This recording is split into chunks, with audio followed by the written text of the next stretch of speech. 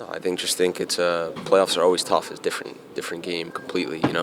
It's very tactical. There's a lot there's a lot different than a regular league game. There's so much more on the line, and I think sometimes when you have a 20-game unbeaten streak, it adds a little bit of pressure because now you need to win, and I just think, like I said, I think we probably had more chances than them, better chances than them, and we didn't put them away. And they had a few chances, and they did really well to put them away. Mike, so that's what it comes down to. Mike, I apologize. This question was asked before, but did you feel Montreal just kept on fouling and fouling, just try to get you off your game as much as possible to take advantage? They're really smart. They played it. They played it perfectly. I mean, if you want to know how an underdog team can beat a stronger team, that's how you watch Montreal do it, because they played it perfectly. They slowed the game down from first minute to the last.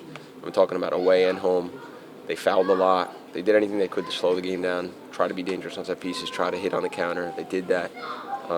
They made themselves really difficult to beat. They made themselves 2 backs of 4. They gave us a hard time. Saying that, though, we had a few chances and just didn't go our way.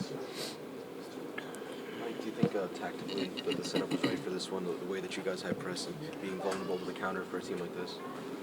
Yeah, for sure. I think towards the end of that game is when really the only time we got vulnerable to the counter, and at that point we had to push it. It was only like 7 minutes left or 10 minutes left, or whatever it was. So at that point we had to sort of gamble and push it forward. But I thought we had the tactics right. I thought, away from home, that we didn't do a good enough job to get an away goal. I think we needed to focus more on as a team on trying to find that away goal and maybe gamble it a little bit more over there. But listen, it's all said and done. We played really well over both matches, and we just didn't finish our chances, and they did.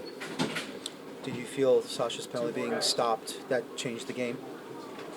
For sure it changes the game, but anyone can miss a penalty. Sasha's been fantastic all year, but for sure it changes the game, because if they're in a hole 1-0, can you imagine the dynamic of that? They're at Red Bull Arena, the crowd erupts, and they're down 1-0. Now they're looking at another, I don't know how long left was on the clock, but maybe 60 minutes to sort of defend their lead. What do they do? Do they come out? Are they going to just keep defending until we score another chance? So we had them pinned back pretty good most of the game. So that goal goes in, yeah, for sure, it changes the game. But like I said, Sasha's been a big piece of our team, and he's been fantastic, and anyone can miss a penalty. Did you feel the ref did enough to prevent Montreal from time wasting?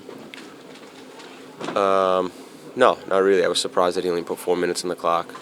I think if you're a referee, you know that one team is wasting time, and the other team is sort of like advocating to get more time and trying to exaggerate. So I think he puts himself in the middle and kind of says like, oh, well, they're both just trying to get the best of the situation. So, I mean, listen, at the end, if he puts 4 or 6, I don't think it makes a big difference. But, yeah, I mean, there's not much you can do. When they played it really well, they played it. They have a lot of experienced players, wasted time. They hit on the counter. They did everything exactly the way you do it in an underdog matchup.